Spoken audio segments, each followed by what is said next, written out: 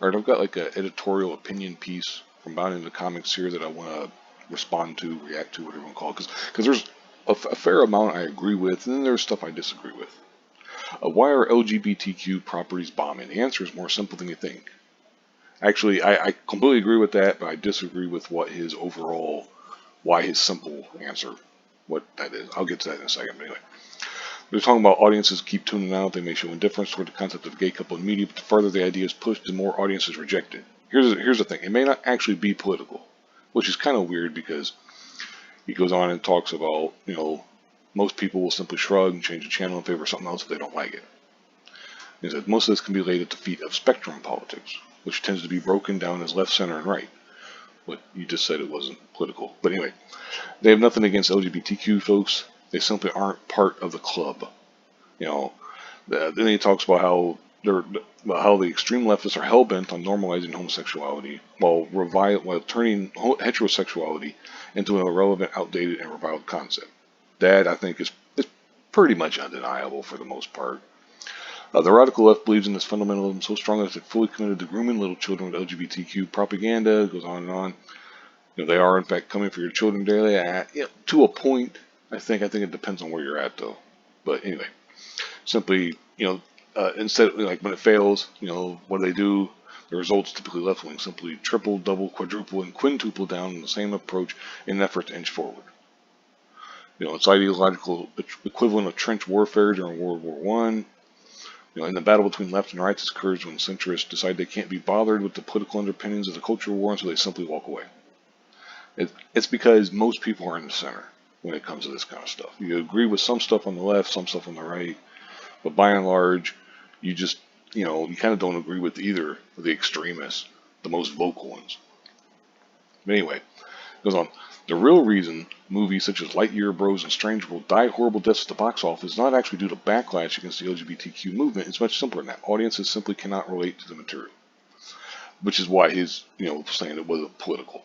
This is one part where I disagree with, which, number one, putting Lightyear and hell even Strange World in the same category as Bros is completely out of bounds to me. It's like Lightyear.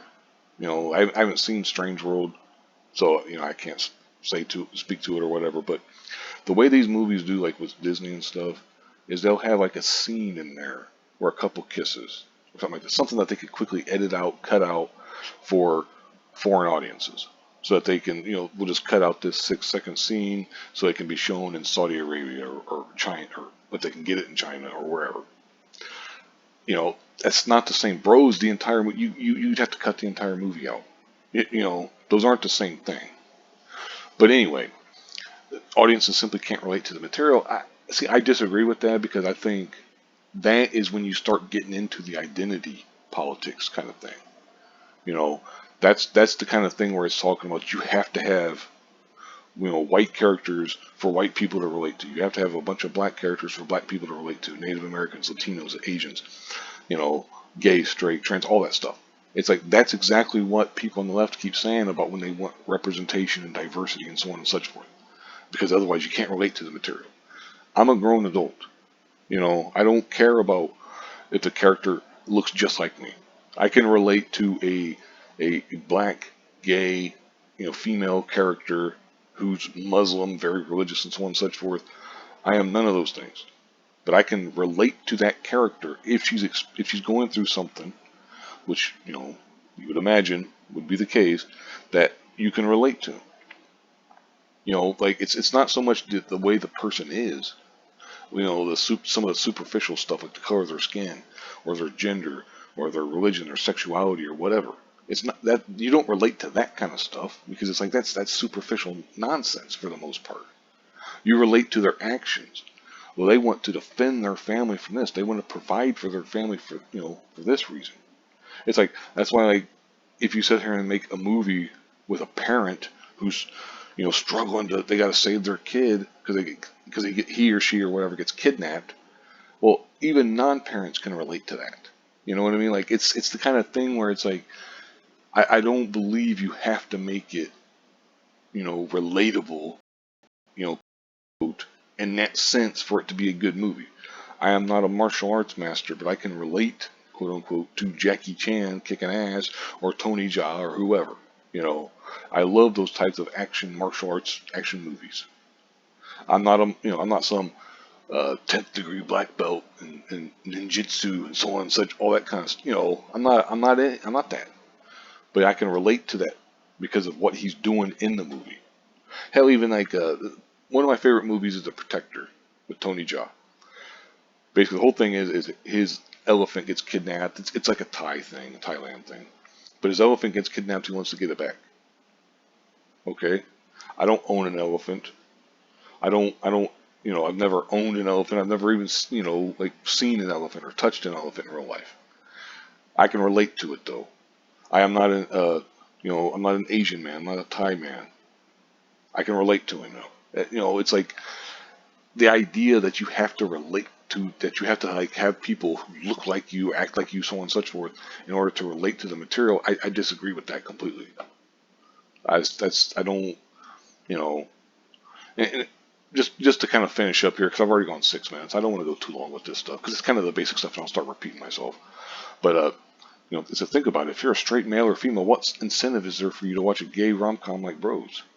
See, that's the kind of thing where it's like you could flip that. If you're a gay male or female, what incentive is there for you to go watch a straight rom-com?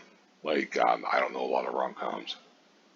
Uh, I don't think The Notebook counts. I think that's more of a drama. Rom-dram. I don't know what they call them. Anyway, whatever. The answer, of course, is none. You can't identify with the characters, the nature of the relationship, or the respective cultural bubble. You're an outsider being asked to embrace a completely foreign sexual concept. Ironically, it would be like asking a gay man to turn straight. And see, that's the thing. It's like that's why people on the left talk so much about diversity and inclusion and so on and such forth, because that's how they feel. And I disagree with them.